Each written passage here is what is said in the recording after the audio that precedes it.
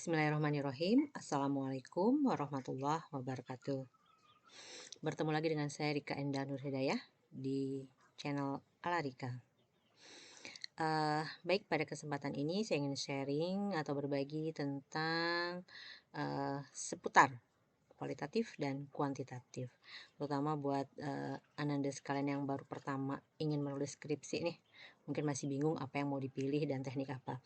Yang perlu diingat adalah jangan sampai kita memilih desain kualitatif karena kita tidak ingin bertemu dengan statistik, atau sebaliknya, saya pengen pendekatan kuantitatif karena itu bisa dimodif. Itu mindset yang salah dan harus diperbaiki. Oke? Baiklah, buat yang pertama kali mampir boleh ya untuk subscribe channelnya biar tetap eksis, dan boleh juga bunyikan loncengnya agar kalian akan dapat informasi terbaru dari channel ini.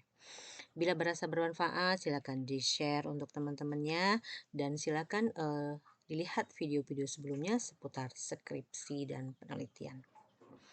Baik, nah, apa sih itu penelitian dengan desain atau pendekatan kualitatif dan kuantitatif? Kualitatif itu biasanya bersifat umum, fleksibel, dan dinamis. Dapat berkembang selama proses penelitian berlangsung. Maksudnya, awalnya kita nggak terpikir akan melakukan A, tapi ternyata setelah di lapangan menjadi A plus gitu. Bagaimana itu mungkin nanti realitasnya pada saat kita kuliti satu persatu ya. Jadi ini sekarang kita fokus ke perbedaannya dulu. Nah, sedangkan untuk kuantitatif itu bersifat khusus, terperinci, dan statis. Kenapa statis? Karena alur penelitian dari awal itu sudah ditetapkan dan tidak bisa diubah lagi. Makanya kalau proposal kuantitatif itu lebih detail karena memang harus menguliti step by step gitu. Beda dengan kualitatif yang justru di lapangan yang akan lebih lama. Nah, untuk metode penelitian, untuk kualitatif ini alternatif pilihannya ada fenomenologi, etnografi, studi kasus, grounded teori, ataupun naturalis. Mana yang dipilih terserah, mana yang nyaman dan sesuai tentu dengan tujuan penelitian. Jadi kalau kita ingin melihat misalnya perbedaan bagaimana suku Sunda, suku Batak, suku Jawa melakukan sebuah proses perawatan setelah melahirkan misalnya, mungkin kita bisa pakai kuantitatif ya, dengan komparatif. Tapi kalau kita ingin melihat dalam bagaimana, saya hanya ingin mempelajari suku Sunda saja atau suku Batak saja, silakan pakai fenomenologi jika ingin pengalamannya saja. Tapi kalau pengen dalam, ambil etnografi misalnya ya. Nah, sedangkan di kuantitatif pilihannya ada eksperimen, survei, komparasi, korelasi, regresi, analisis jalur. Nanti mungkin yang lebih dalam ada SEM untuk analisanya macam-macam ya. Ada juga ex post facto, ada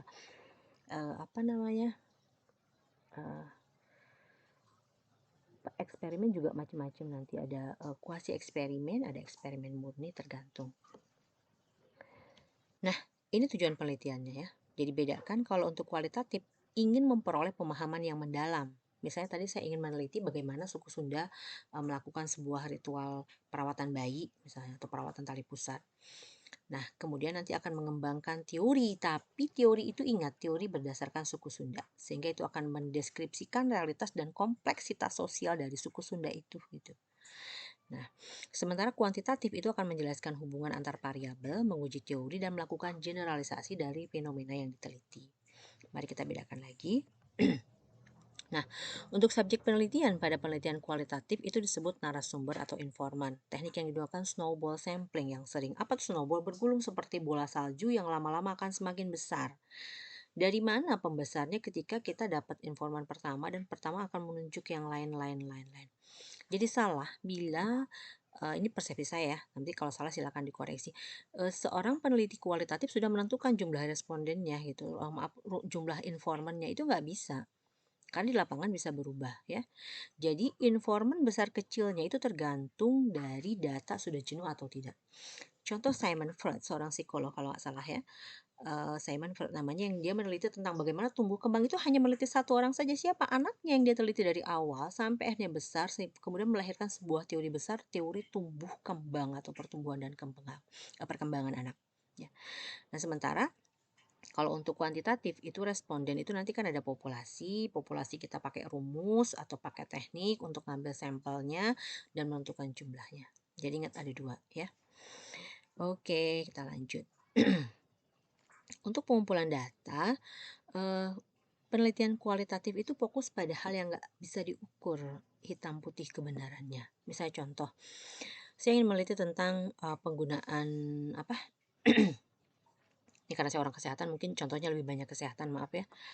Penggunaan tapal, pilis pada, suku Jawa misalnya. Mereka, biasanya pakainya begini begini begini, tetapi pada suku tertentu kok atau pada orang tertentu nggak mau pakai seperti itu. Nah, kita harus korek kenapa? Apa dia bekerja? Atau dia sudah modern? Atau hal-hal yang lain yang mempertimbangkan sehingga muncul kasus negatif yang itu harus dikejar oleh seorang peneliti kualitatif.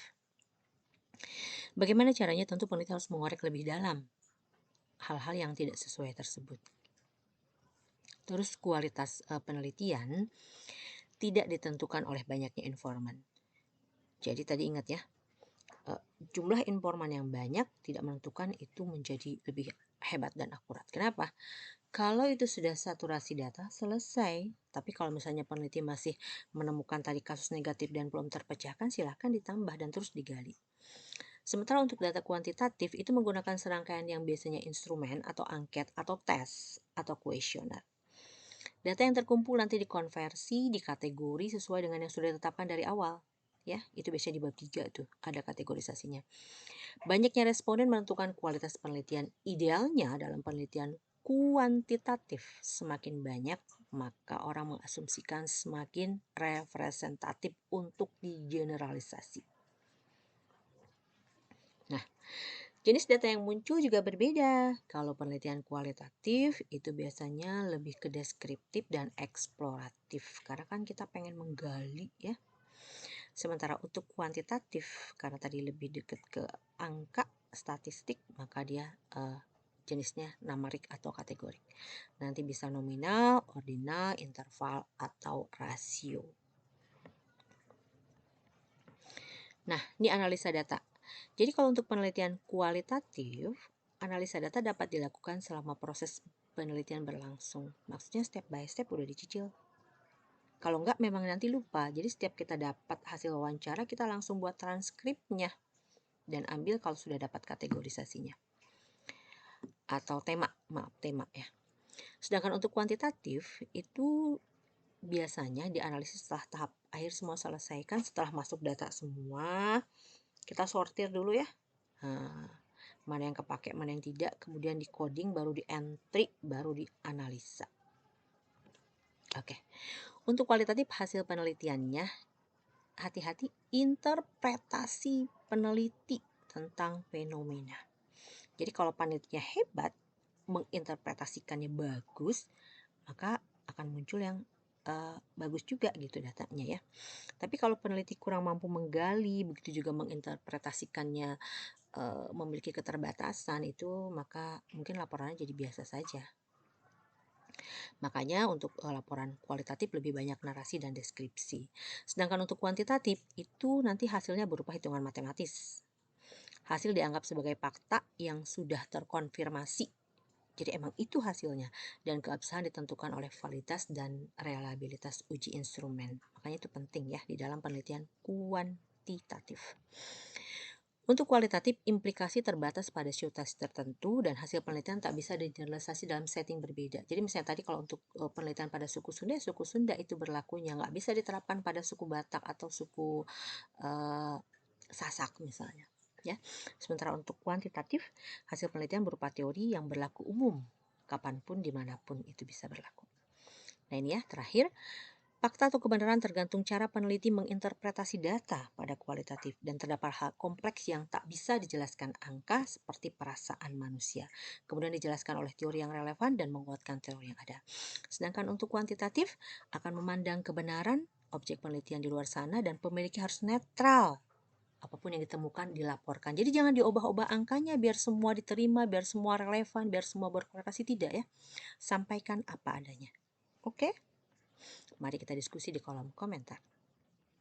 Nah, ya, jadi, yang mau bertanya, diskusi silahkan, saya juga, terbuka untuk menerima saran dari